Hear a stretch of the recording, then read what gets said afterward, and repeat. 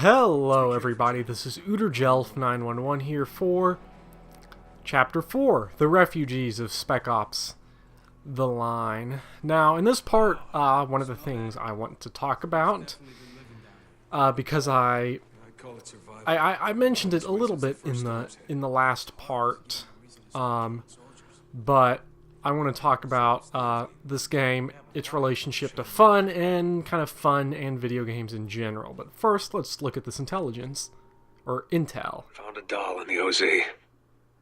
No way it's left over from the old days. Diamond earrings for eyes, silk for a dress. This was made after the storm wall fell. That means children, families. I'm starting to wonder about our enemy.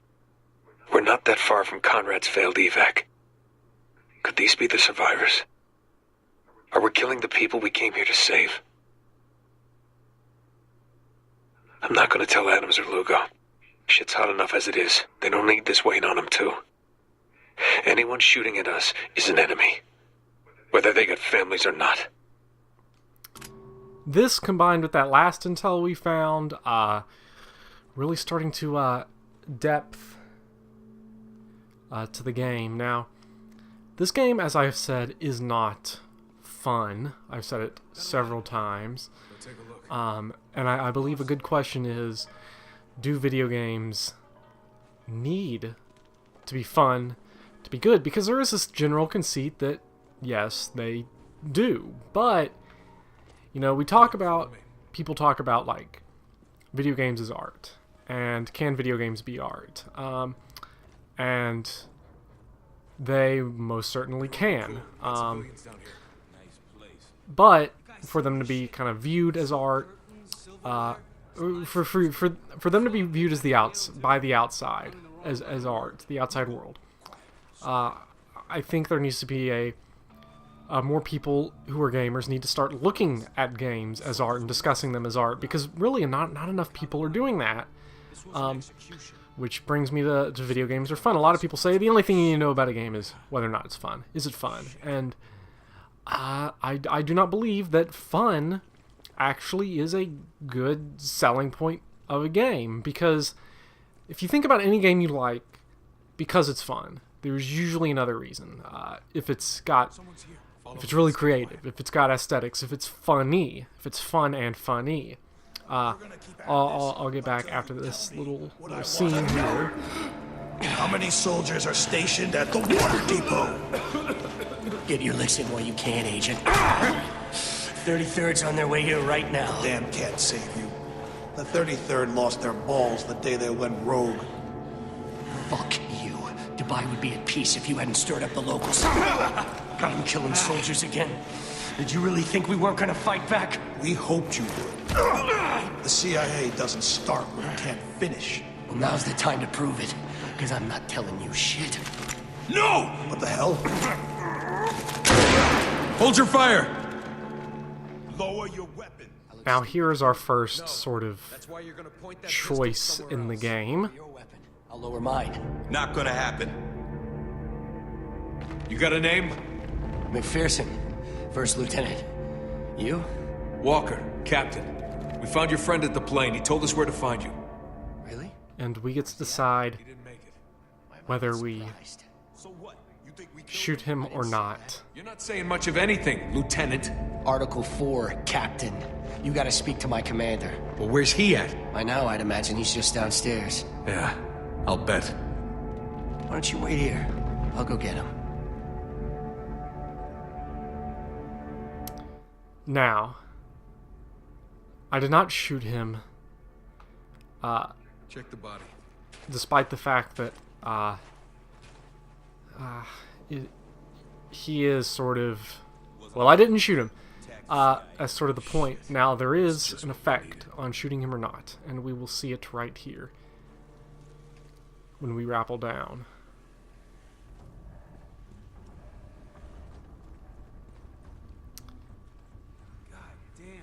Now, first, there is this intelligence right here. In this safe house, hiding behind civilians. As originally reported upon first arrival, situation in Dubai dismal. That's an understatement. Civilians have turned into vultures, stealing, rioting, Hell, I saw a man gun it over a can of soda. It's a mess here. Soldiers trying to keep martial law, only making it worse.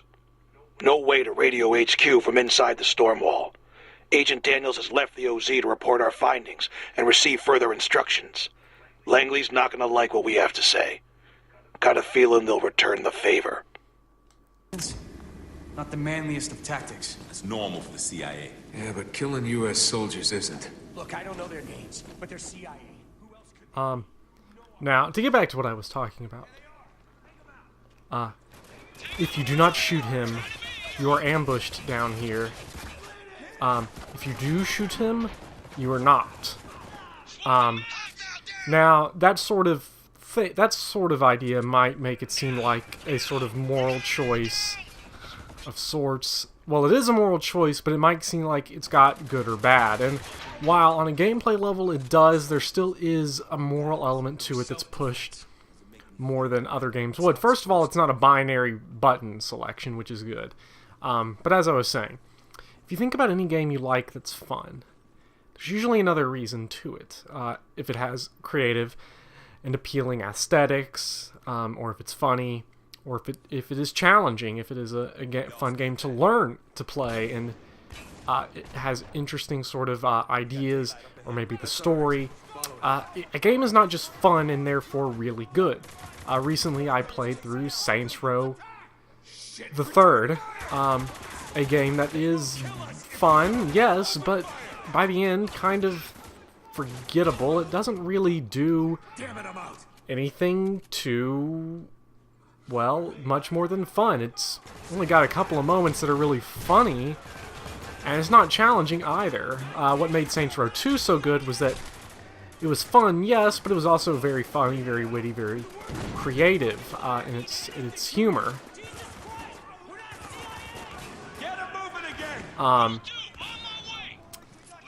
So with the games, a game does not have to necessarily be fun to be good. Like, for example, the entire survival horror genre, for the most part, most of the best games in that genre are not fun, while some of them are, like most notably the first Resident Evil, Resident Evil 4, or Parasite Eve. Most of them are not. Silent Hill 2 is not fun. The Fatal Frame games are not fun. System Shock is not fun. And a lot of that has to, or the Resident Evil remake even, is not fun. And that is because they are, well, they're so scary to a point where they are just not fun anymore. But that does give you like an interesting experience and a memorable experience and a really good experience. Granted, I wouldn't call Spec Ops: The Line a good experience, just because nothing in this game is really good in that sense. Like, oh, that was great, that was a wonderful experience. But I think you get what I mean. So really, the game is not at all fun. You know, you need to. So I think for us to kind of, you know, gamers want games to be considered art all the time, but they need to like be able to consider games that are not fun. This is absurd right now. I do not remember this kind of grenade stuff happening ever in the game when I played it the other times I've played it.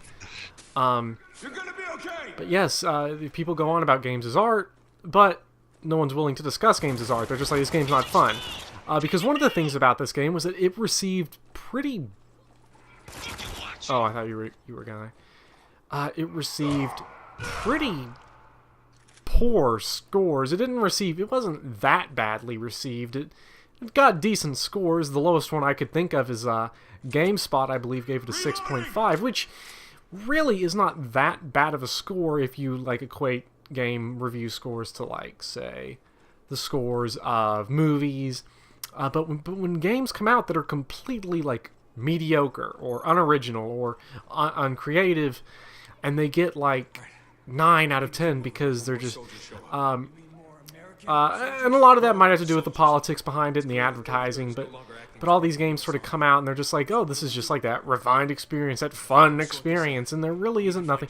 The Call of Duty games come to mind. While they are in certain ways fun in their multiplayer, you could argue, they don't really do anything new every time.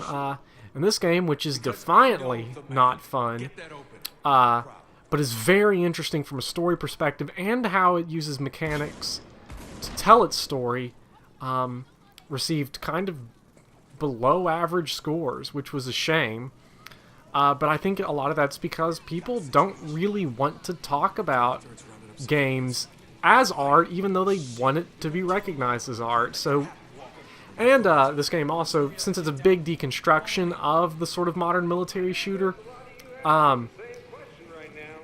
it is kind of, in that regard and in the games as art, it is kind of a game that video games needed, but it's almost one that was undeserved, because while this game has built up a cult following of sorts, because of its sort of themes and content, just not really, it should have been a bigger hit, just because it's almost like people were not ready for a game like this. And actually, as an extension, if you think about games that came out, that we would kind of look back and say, like, these are examples of games as art, or these are examples of games becoming an art form, very few actually were very well received critically upon their release. Silent Hill 2, which is one of my favorites, and I believe is one of the best examples of games as art, received okay scores on release. It didn't receive bad. It got pretty much most recommendations, but it received fairly low scores, especially when compared to like the 9s that Call of Duty gets, that Battlefield gets, that a lot of games get, that are kind of more generic. So, and I'm trying to think. A lot of them are not commercial successes either. I think, I believe Fatal Frame 2 did not receive very good scores upon release either. A lot of horror games are like that. A lot of games that are weirder or more eclectic don't. Let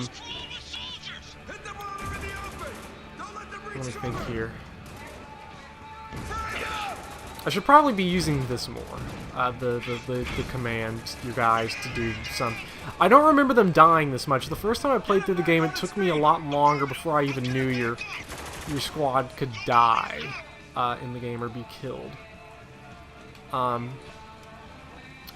So yeah, games should be considered for more than just sort of their fun value or their technical qualities are another thing too. This game technically is not very good. Mechanics are wonky in the game. Graphically, on a technical level, this game's got a lot of graphical glitches, kind of, a lot of problems of like pop-in and stuff sometimes. Not really a technical marvel of visuals, you know, but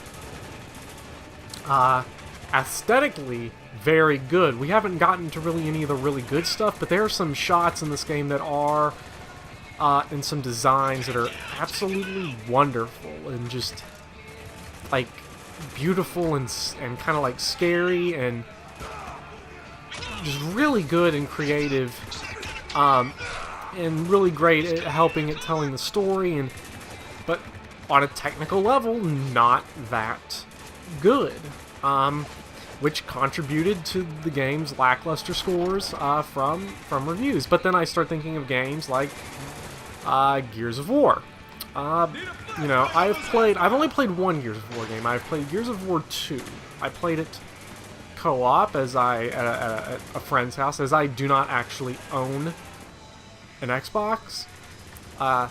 And it was fun. It was decent. I don't remember anything at all about it, but the game received very good scores and got Game of the Year awards. And I kind of look at it and it would be like, it would almost be like, say, like a game like that getting,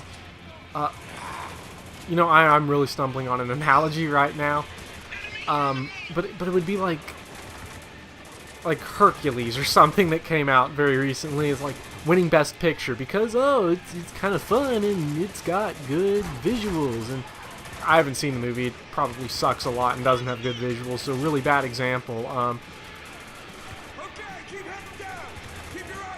Or actually, no, it'd be closer to, like, say, Commando. And I don't really like this analogy that much, but it'd be like Commando winning Best Picture because it's a fun movie. It's not very good, but it's got fun stuff in it and things happen. But it would win over, say, whatever won that year. I'm not entirely sure. Granted, I think Commando is just wonderful. What a great movie Commando is. It's not any good. It's not a good movie, not at all, but really good anyway. I'm completely out of ammo,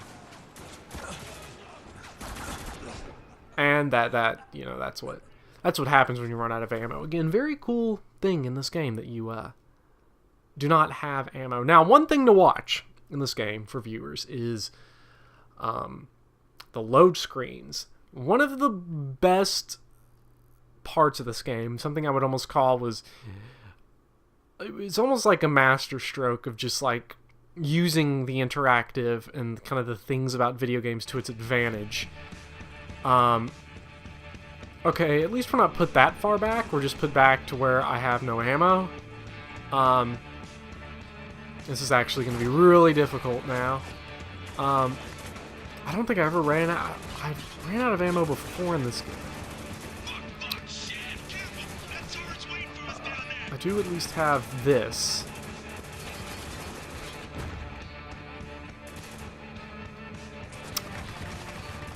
I was saying something, wasn't I? About something. One of the so yes. I don't remember anything about. I don't know, kind of a voice crack just there. I don't remember anything about Gears of War 2. Now that I'm thinking, I remember there was some dude named Carmine or something who got like murdered. For some reason, or well, not, he wasn't like murdered, he got killed somehow by something at some point. I remember there was a dude with his wife. I don't remember anything about that game. Completely unmemorable. But I remember kind of enjoying it, playing it. Yeah. Which actually makes me think, if I played it now, I probably would not find it enjoyable at all because I'm more pretentious now than I was then, and I keep dying, and I didn't want this to happen. I wanted this to be a more professionally put together, professionally built kind of walkthrough, no deaths, and then I died in the last video, not my own fault though, and then in this video I've died twice, definitely by my own fault. I probably would not like Gears of War playing it now, because I've played Killzone 3 twice for some reason. I do not know why, but after I beat Killzone 3, I played it on the harder difficulty for some reason. I don't know why. I don't understand why I do certain things like that.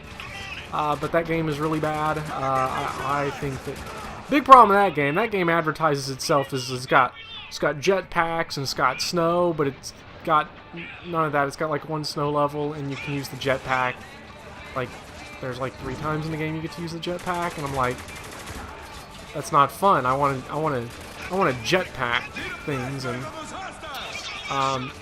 yeah, those are games that are not fun because they are very cookie. They look nice, but they're very cookie cutter, and they don't do anything interesting, which is weird. I complain about those games not being fun, but I complain about this game. I praise this game. I'm like, this game is not fun at all, but it's amazing and brilliant, and everybody should play it, especially people who are really big into like the modern military shooters, which is interesting because I think it's because like Killzone does almost nothing interesting. The characters are not interesting. The bad guys are not interesting. Maybe I'd be more into it if I played Killzones 1 and 2, which I have not done. I have no desire to.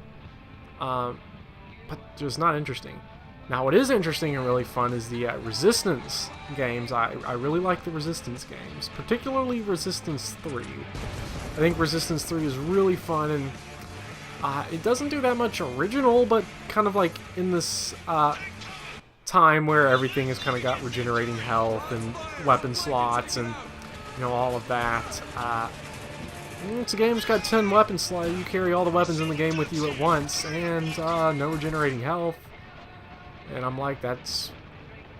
where are the more games like that that have actual challenge and fun, that try to be challenging and fun? Anytime I refer to like a game I complain about not being fun, but then Spec Ops I praise, it's because Spec Ops does not attempt to be fun. I think I should note that. It advertises itself as fun, but you just gotta sell the game somehow. And, you know, I've never seen a reload animation take quite that long. This chapter is long, actually, because I was gonna talk about the fun aspect of video games. It's like, I'm gonna give myself a little bit of subject to talk about for the video, and then, granted, I've died 3 times, but I don't think that should have added this much length. Some of the chapters in these chapters in this game kind of vary. I'm all the way back here. See, I had this whole video planned out, and I'm like, you know what I'm going to talk about? And I'm going to talk about things and this and that and do whatever, and then all of a sudden I get murdered a bunch of times, and yeah.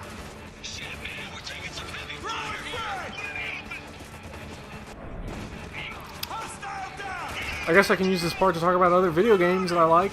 I guess, I don't know. I've been sort of doing that.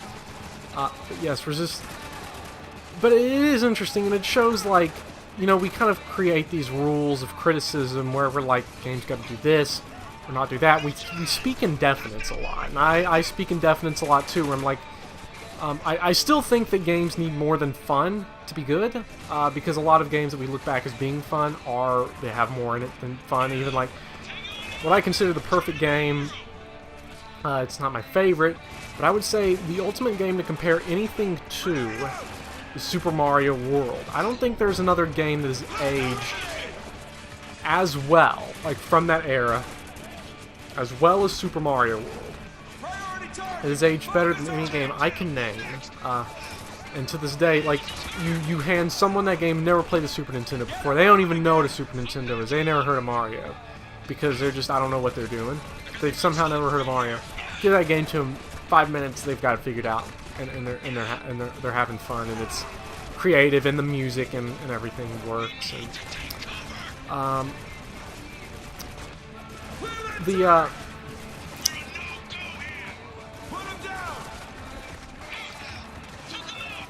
But we tend to speak in definites in terms of criticism. Like, a game's got to do this, or a game's not got to do, or got to do this, can't do that. Because I am very outspoken in terms of games and saying, like, you know, don't do regenerating health. It's bad. Don't do, you know, don't do the weapon slots.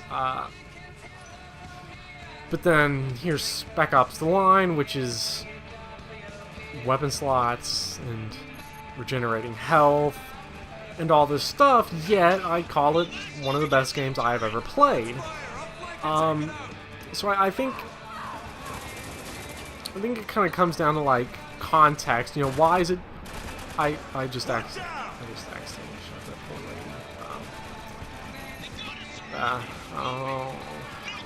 lady. A lot of context of it, because I feel as though Spec Ops The Line does not really try to challenge you on, like, a gamer level.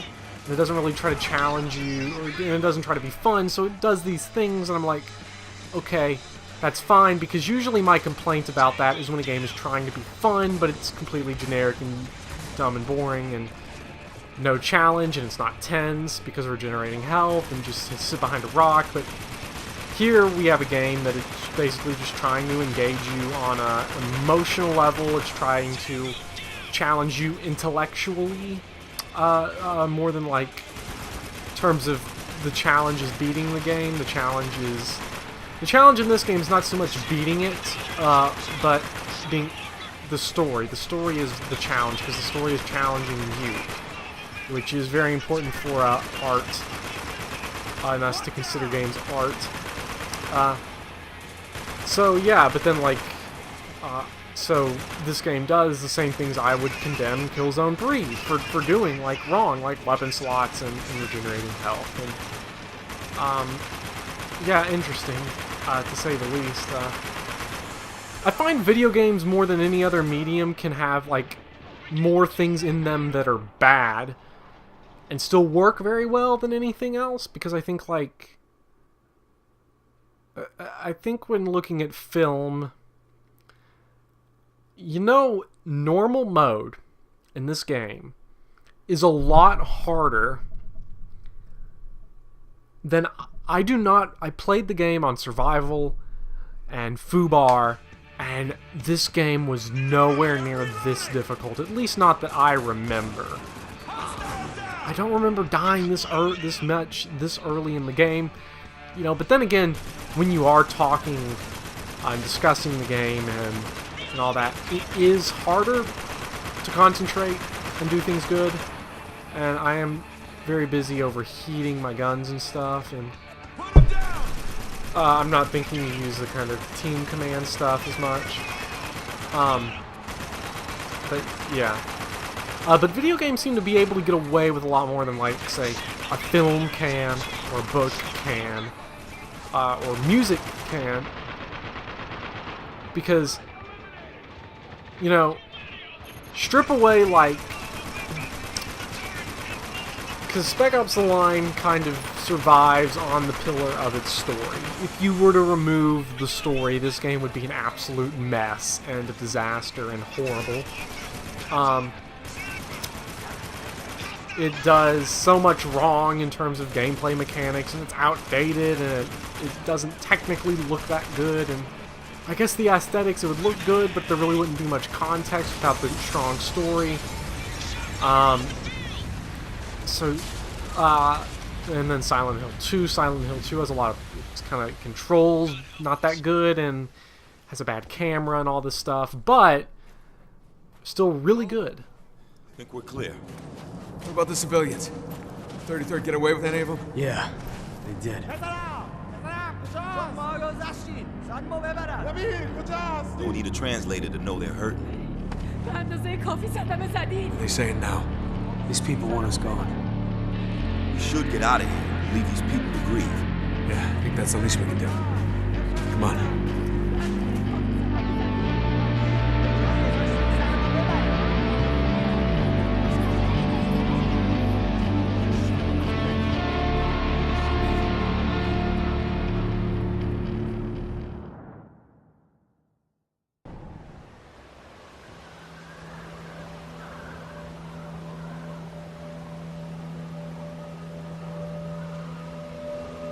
You okay, Walker? Been awfully quiet. Just thinking about our next move. Want to share your thoughts with the rest of us? Well, from what we've heard, I'm starting to think the 33rd went to war against itself. Whichever side won, seems they decided to stay here and take over Dubai. Sounds like a mess. It is. CIA's been here for God knows how long trying to clean it up. Long enough to know everything that's going on in the city. Including what happened to Conrad? Exactly. We can make contact with the CIA, then we'll find Conrad. Oh my God. What's wrong? I'm picking up something. You guys need to hear it. Patch it through. What is your name and designation? Agent Daniel, CIA. Good. Why did you and your men come to Dubai in attendance? We're looking for survivors. Okay. Looks like he's telling the truth. We can begin. That's enough, Luger. Yes, sir. Can you trace the signal's origin? I already did. It's coming from over there.